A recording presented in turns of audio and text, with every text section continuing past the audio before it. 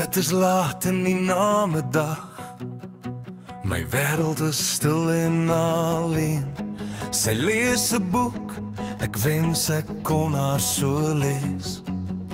Daar is so baie tussen hemel en aarde wat ek nie verstaan.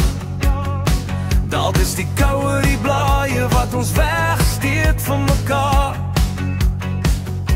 Die son kom op aan jou kant van die bed. Ek is die nag en jy is al wat ek het. Verf my uit met jou sonlig, my lyfpyn van die donkerste koud. Suiwer my sonlig goud. Slaap vanaand aan my kant van die bed. Suiwer my sonlig goud.